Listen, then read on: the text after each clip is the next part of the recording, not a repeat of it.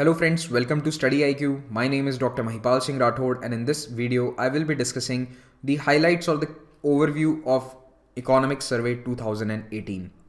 On 29th of January, the Economic Survey was tabled in the Parliament by the Minister of Finance, and it was also released to the press and for the common public.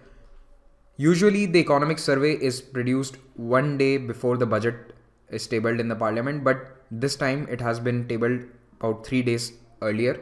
So we will discuss it because it is very important for all the upcoming examinations of 2018, because questions from survey and the budget both are important. In fact, the survey is more important than the budget for you aspirants because it has all the details, all the nitty-gritties are in the Economic Survey. Before going into the details of this, I want to tell you that StudyIQ has pendrive and tablet courses available for SSC, CGL, CHSL exam, bank examinations and all kinds of government entrances. Also for UPSC Civil Services, NDA, CDS. To know in detail about these courses, you can visit our website or you can call on these numbers. These courses give you the flexibility of preparing for competition sitting at your home. First of all, what is Economic Survey? Economic Survey is a document which projects the official version of the state of the economy. It is presented in Parliament a day before the presentation of the annual budget. In this manner, it acts as a precursor to the budget. It will discuss the outlook, the prospects and the challenges of the economy, and also it will recommend some measures that can help to propel the economy. But remember, keep in mind, these measures are non-binding on the government. They are not necessary to be followed upon. The Economic Survey can give those suggestions, but it is up to the government to follow them or not. So these measures or these recommendations are always non-binding. So Economic Survey is a report on the past year as well as a vision document for the next year. It has all the official data and the records regarding the economy from the previous year, and it will show us the state of economy of various sectors in India. This document is prepared by the Ministry of Finance, mainly under the guidance of the Chief Economic Advisor. So if it is asked who presents or who prepares the Economic Survey, the answer is Chief Economic Advisor. The current Chief Economic Advisor is Mr. Arvind Subramanian. He has been the CEA since 2014 onwards. Here he is in this photograph, releasing the report of Economic Survey 2018 in his hand. You can see the cover of this document is pink colored. So it is a very peculiar choice this year, and the reason for choosing pink color was that the government wants to extend its support for women's rights, and also they want to highlight the issues of gender along with development. So gender issues against the backdrop of development, this is also one of the issues that has been tackled in the 2018 Economic Survey. The most important data that everyone looks out for is the GDP growth rate. So the GDP growth rate for the year 2017-18, that is the fiscal year 2018, FY18, was 6.75%. So it is lower than the previous years. It is lowest in the past 4 years. But if you remember, the last year estimate was 6.75 to 7.5. This was the estimate given in the previous Economic Survey that this will be the growth rate next year. So we have achieved 6.75 according as the estimate was given, but still it is lower. It is the lowest in the past 4 years. If you look here at this chart, you can see that it was 7.5, then 8, 7.1, and now it has come down to 6.5.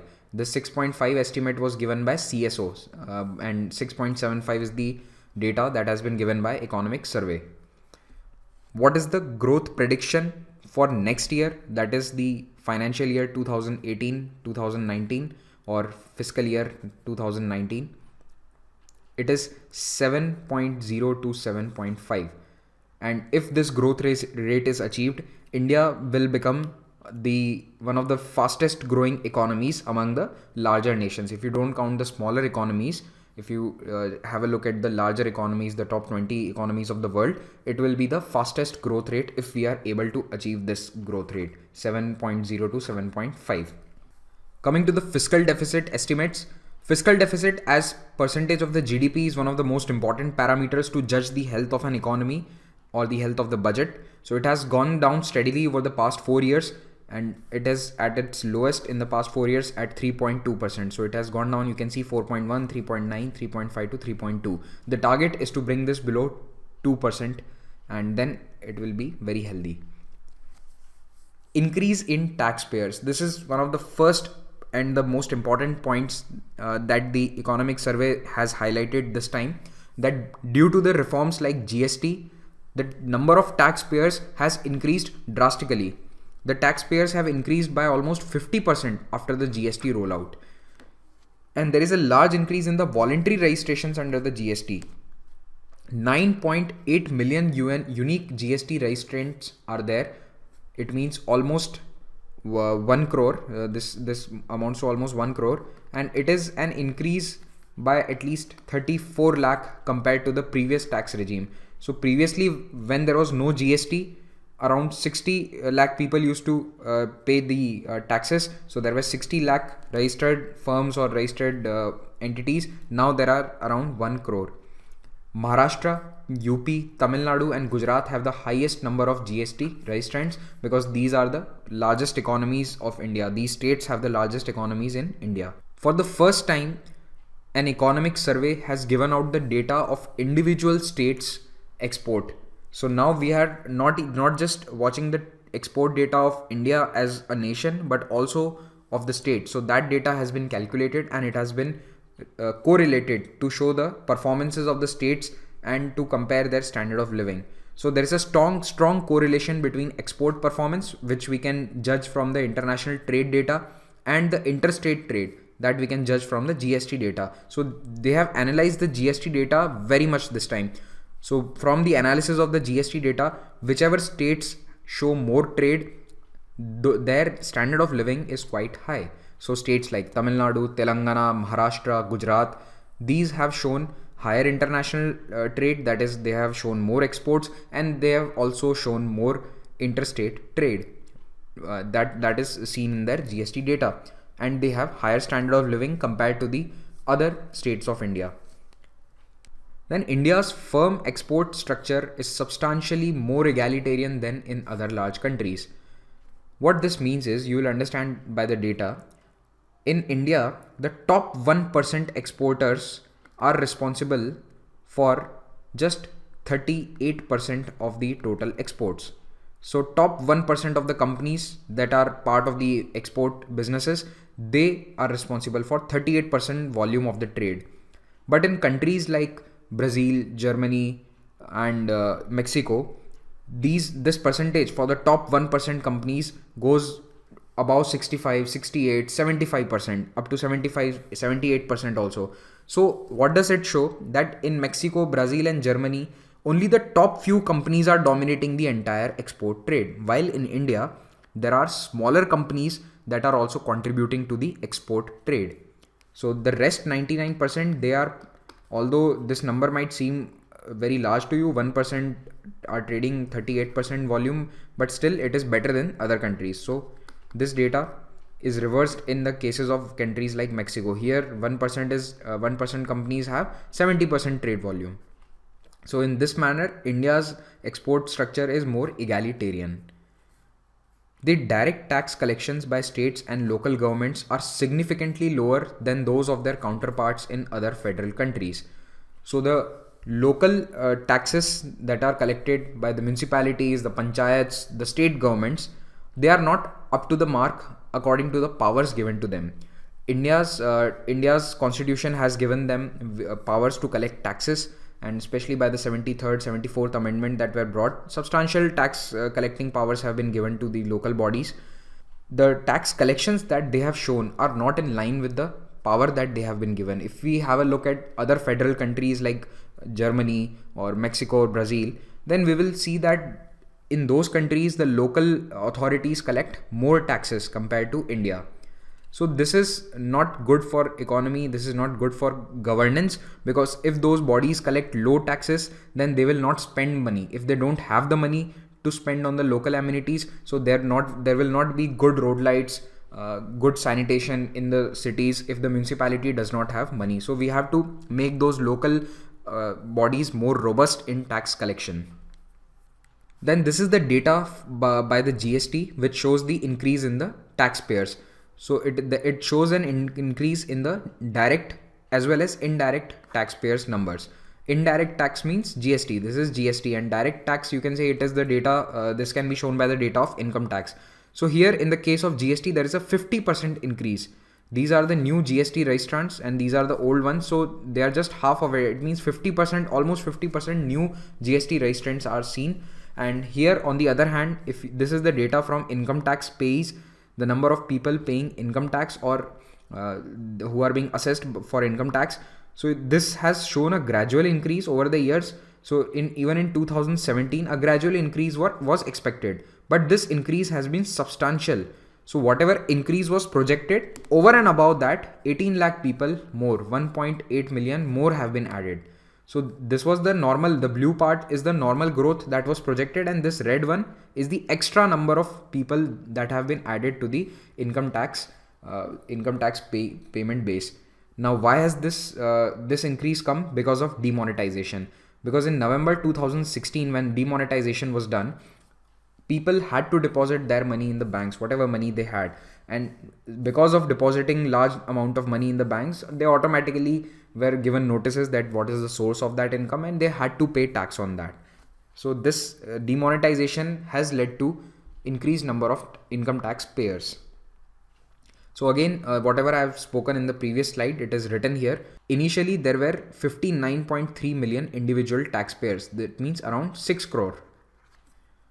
And this is equivalent to 25% of the estimated non-agricultural workforce. The people who are not engaged in agriculture, out of those only 25% of the people used to pay taxes. But after the demonetization and in the past 13 months, we have seen that now there are 10 million more taxpayers, and they have been added to this base of already 6 crore people. So now almost 7 crore people are paying income tax. Now these 7 crore people are not necessarily paying income tax because most of them have been added to the lowest bracket. So if their income is around 2.53 lakhs, so they will end up paying no tax, although they have been assessed, but they will end up paying no tax at all or very less amount of tax. But still they have been brought into the income tax net, and that is what the government wants. The GST revenues have also been more. 12% growth has been seen in the revenues. So before GST, so the income that came from excise and other taxes, it has increased. So GST has brought in 12% more revenues than the previous taxes. So it means GST regime is working. And even though the economy was slowing down a little bit because of demonetization, still the taxes have increased because of the vast net that the GST has cast. Everyone has applied all the new registrations that have been brought about for GST. They are because if you do not register, you will not get the input credit, and all the smaller firms now, they also need the input credit, so they have all registered with the GST network. The economic survey says that GST Council shows that cooperative federalism is a technology for reforms in several other areas. Because GST has shown great coordination between the states and the center, we have a very developed network called the GST network, where entire taxation takes place. It's a huge network. It's a big IT responsibility to manage that. So that technology can be leveraged and used for more reforms in other sectors like agriculture, etc., where further coordination between center and states is required. Formal non-agricultural payroll is much greater than believed. What do you mean by formal non-agricultural? The people who are not engaged in agriculture. First of all, they are non-agricultural. Second, they are in formal workforce. Formal workforce means anywhere where you are a salaried person, you will get the EPFO benefits, you will get ESIC, all these benefits. So government has seen the data from the EPFO registrations, the Provident Fund registrations, and from there they have calculated that over 30%, if formality is defined in terms of social security, if you define EPFO as having an EPF account as has a Provident Fund account as the sign of a salaried or a formal job, then you can say that 30% of the workforce is in formal sector, non-agricultural formal sector. And if you consider the data on the basis of the GST network, on the GST net, then it goes more than 50%. So 53% of the population is engaged in formal non-agricultural work. Growth in savings. The ratio of domestic saving to GDP has been traditionally very high in India. So it was around 30% in 2013. It was higher in 2007. It was 38% in 2007. It came down to 30%. So it has been sliding a little bit. And again in 2016 also it was around 29%, that is 2016. But now there has been slight growth in it, mainly due to demonetization, because people are again forced to deposit all the money in the banks. So they already automatically the savings will go up. Coming to the important sectors in India. So the agriculture sector, one of the most important sectors. If you look at the number of people it affects, the number of livelihoods it affects, agriculture is the most important one. It is likely to grow at a rate of 2.1% in 2017-18. So this is a very low growth rate for agriculture, and if the dream of doubling farmers' income by 2022 has to be realized, then this growth rate has to be robust. It has to be somewhere around 5 to 6% or near 10% if that doubling of farmers' income has to be achieved. But right now it is at just 2.1%. Second, industry grew at 4.4% and services at 8.3%. So services were the number one in growth rate, second industry, third agriculture. India's understanding of the private sector has moved away from crony socialism to stigmatized capitalism. This was a statement given by Arvind Subramanian in the press conference. So what does this crony socialism to stigmatized capitalism means? See, earlier India had a socialistic policy, and this is before 1990s. But that was also not a true socialistic model for capitalism, because it was crony socialism. Only few people were benefiting. Not all the companies were benefiting. Only few people were benefiting from that socialistic model. Now it has moved on to stigmatized capitalism. Why the stigma? The stigma is due to the number of scams that have affected the Indian industry. For example, the coal scam, the 2G scam, all the telecommunication companies, they have been hit by all these scams, and other major players of the industry in infrastructure as well were hit by all these scams. So globally, there is an image of Indian industry that the Indian industry cannot do on its own without corruption, without the help of the government. So there is the stigma that it needs the help of government. Whoever progresses in India, whichever industry progresses in India, whichever company progresses in India, it needs the support and the help of government, whether it is by corruption or by other means. So earlier it was by government socialistic policies. Now it is due to this corruption stigma. But there are many other industries which have grown without the help of government at all. Mainly the tech industry in India, the IT industry of India, the major companies like TCS, Infosys, they are global players in the IT sector. And they developed without any kind of help or without any kind of corruption that they needed from government. But the telecom sector, especially in India nowadays, because of the 2G scam, it has lost its global sheen, that they cannot progress. So there is some kind of stigma to this capitalism now. Although this is a very unique type of statement, but this can be asked in maybe essay, or writing a short essay can be asked in any of the exams, or if you're going for any bank interviews, you can be asked the meaning of this. So be prepared. So it is that zeitgeist, or mahal as we call it in Hindi, of stigmatized capitalism, an accumulated legacy inherited by the government, that made policy reforms so difficult. So why this statement was given?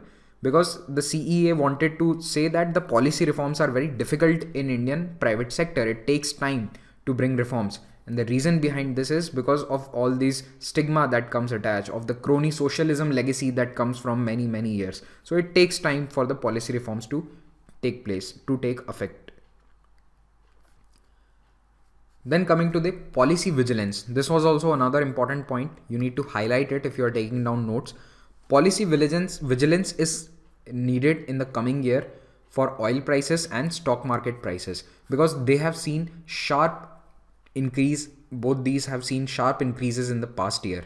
And if they fall or if they go on increasing, then there might be some corrections. In either case, if they fall or if they increase, there has to be constant vigilance on part of the government, so that it does not affect the economy the day they crash or the day they soar. So that is why we should be vigilant. The government needs to be vigilant with regards to its policy regarding the oil prices or the stock markets. Rising oil prices affect the economy because they affect consumption and they hold back real economic activity. If the prices are increased, then there is a slowdown seen in the entire economy because consumptions go down. If the petrol and diesel prices are low, then people travel more, people can transport more stuff, they can increase the consumption, and if the prices increase, the consumption of various goods and services decreases. This has been seen many times. So for every $10 increase in the crude oil, we have seen that GDP will come down by at least 0.02 to 0.03% and inflation will rise by 0.4%. That is a huge number. Right now, the global crude prices are around $70 per barrel, around 70-75. So if they go back to their levels of 2013, 2012, at that time they were around 130, 140, 120. See here, you can see from 2012 to 2014, they were around 110, 120. Then they crashed in 2014, 15, 16, they were very low, and they even went up till $30. Now they are bouncing back in the last few months and they have bounced back till 70. So this will again go, maybe if this goes again to 110, 120, so it will be a increase of at least 50-60 US dollars per barrel, and it will be 0.1% of the entire GDP. 0.1% of Indian GDP is a big number. It's a huge number if even 0.1% is knocked off just because of petrol and diesel prices. Growth is picking up because the temporary impact of demonetization has dissipated. Growth in entire India, the growth in economy of India, it has picked up because demonetization effect is dissipated. Exports have picked up and manufacturing export growth is about 11.3%. So manufacturing export growth is driving the growth rate right now because of the good amount of exports that are going on, and there is a good sentiment in the entire global trade. So that is why exports have also picked up. So India's external sector is likely to remain strong in the coming year as well. There is a good sentiment in the entire global trade and consequently it will help India also. So this is the export growth in US dollars. So it was negative for 2015 and 2016. It was 5.2% last year and 12.1%. So it has seen a sharp increase in 2018. It is going to be 12.1%, the export growth. So this is good for Indian economy. Also, the foreign exchange reserves have increased because of the increase in exports. So earlier there was not much increase in the forex reserves. It was 340 US billion dollars, 360, 370 in 2017, and now it has crossed 409. This is the data from December. In January, it has crossed 412. The last time I checked, yes, it was above 412 billion US dollars. 412 billion US dollars. This is the foreign exchange reserve of India. India's firm export structure is substantially more egalitarian, as I discussed it in one of the earlier slides. Here it is written down. So see, top 1% of the Indian firms account for 38% of the exports. In all the other countries, the number is far greater. So it is 72, 68, 67 and 55% in countries like Brazil, Germany, Mexico and USA. So this is quite high. 1% of the companies should not dominate the entire export trade. So in India it is 38%. It makes the export trade more egalitarian. Then the economic survey says that tech-enabled initiatives to bring transparency and accountability for enforcement of labor laws are required. Why tech-enabled? Because we have seen that technology has helped in all the spheres. Technology has helped the taxation system. GST network is one of the prime shining examples of technology-enabled ease of doing business in India. So if the labor laws are enacted, they can bring technology can bring transparency and accountability in the enforcement of the labor laws. Right now, India has very good labor laws on paper, but the implementation is quite poor. The labor laws are not implemented properly in the country, and it is one of the reasons that development as well as investment is lagging.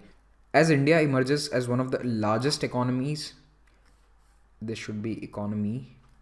It needs to gradually move from being a net consumer of knowledge to become a net producer of knowledge.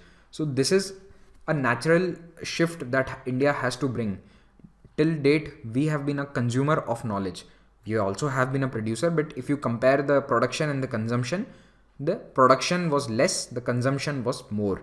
But now, if we have to go in the big league, we have to be a producer of knowledge, just like USA. All the software in the world that you use today, the Windows software, all the mobile softwares that you use, Android, the iOS, all the software that you use, that is a knowledge consumption. Where was it made? It was made in the USA.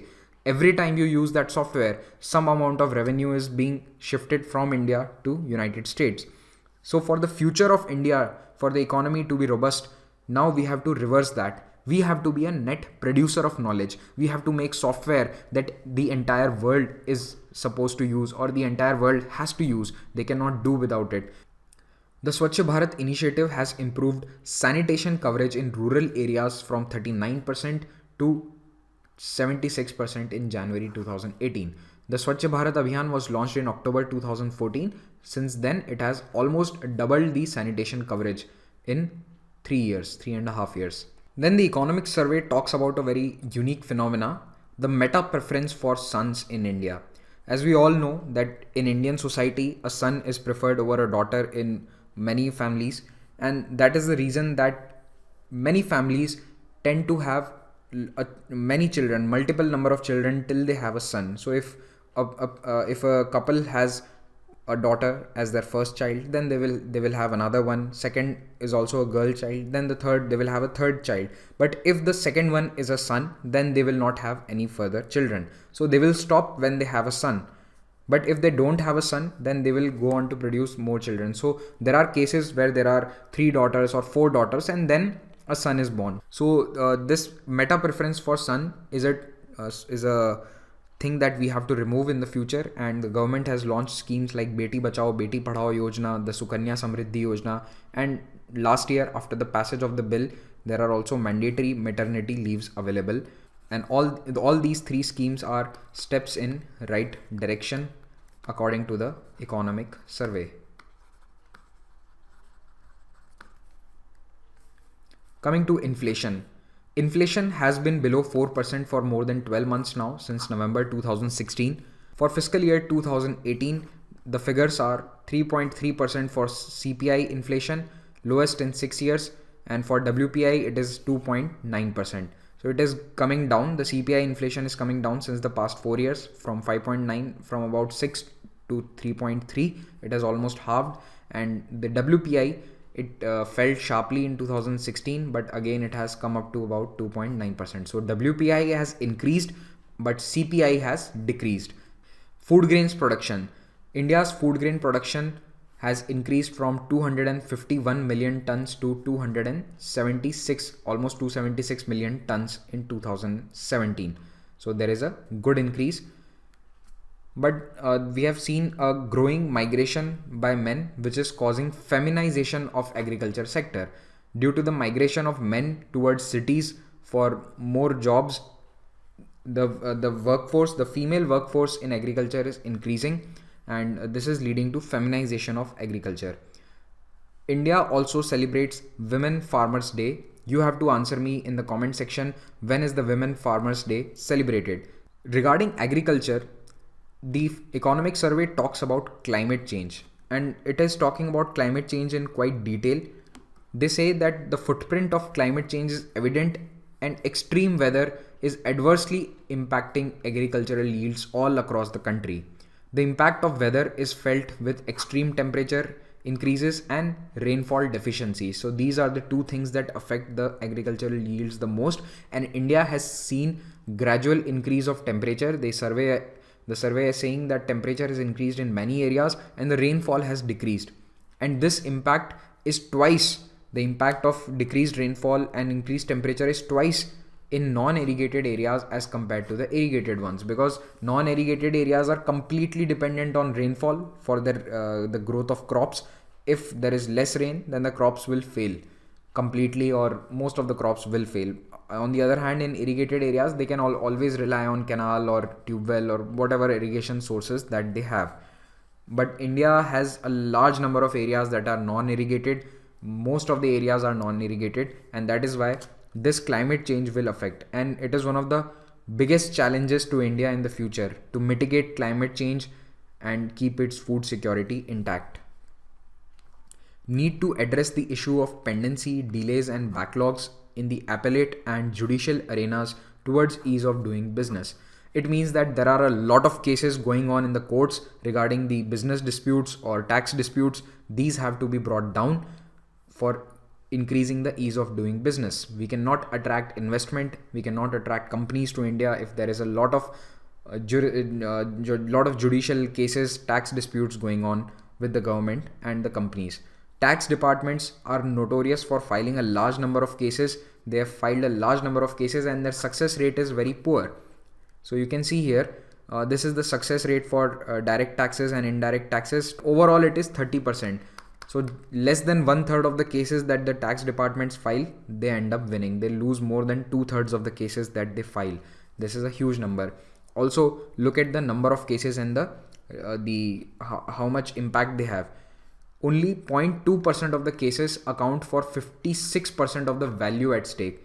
Just assume for 2 minutes that the total number of cases filed by Indian taxation departments is 1000, and the total amount of money that these cases are worth is also 1000 crore.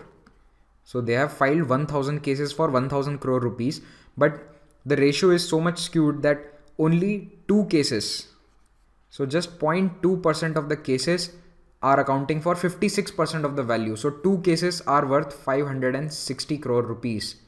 And 66% of the pending cases are worth less than 10 lakh rupees, and they account only for 1.8% of the value at stake. So 66% of the cases, that is 660 cases from this one, they are worth how much? 1.8% of 1000 crore, that is only 18 crore rupees. So 18 crore rupees are stuck in 660 cases and 560 crore rupees are stuck in 2 cases. Also, on the ease of doing business front, the economic survey highlights that India has leapt 30 ranks from the previous rank of 130 in the ease of doing business report by the World Bank, and now we have the ranking of 100 from 130. The credit rating company Moody's Investors Service has also raised India's rating from the lowest investment grade of Baa3 to Baa2. So this increase was brought about after many years that this rating has been increased. So these two are the highlights of the past year, which shows that India's ease of doing business has improved a lot.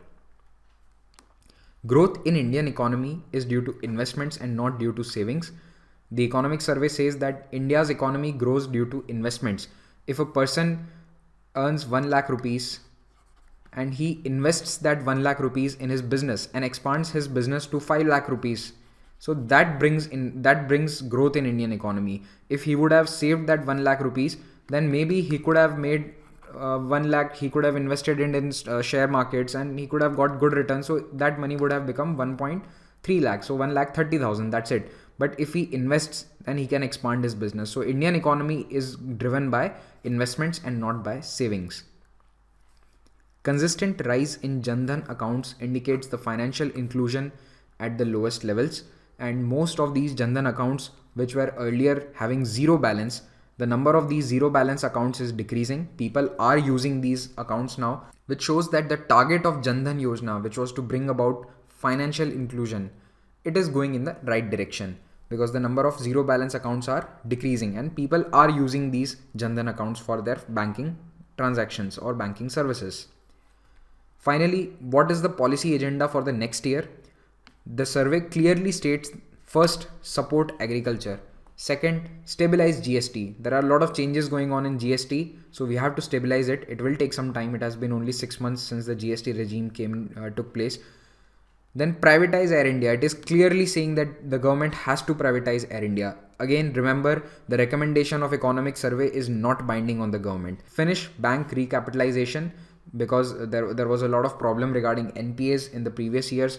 Even till now, the NPAs are a big problem. Finally, the survey says that the focus areas or the key challenges in future for India are employment, education and agriculture. So these should be the focus area in the medium term. In the long to medium term, these three should be the key areas for India's government to focus on: employment, education and agriculture. In conclusion, the Chief Economic Advisor Arvind Subramanian says, government does not have to do anything radical. Just finishing what it has started already would be a very ambitious and fantastic agenda to complete. Whatever policies have been started in the past 3-4 years, like Jandhan, GST, whatever policies were brought, they are all steps in the right direction, and the government just needs to complete them. All we need to do is complete them, finish them, and take them to their logical end. We don't need any more radical reforms or any more radical programs. With this, economic survey is concluded. Although this was just an overview, we will be bringing you chapter-wise in-depth analysis, and that will be brought by Dr. Gaurav Garg. So wait for it. The report is quite long. It takes some time to read and prepare the lectures over them. So just wait for some time. The series will be starting soon. Thank you very much for watching this. Have a great day.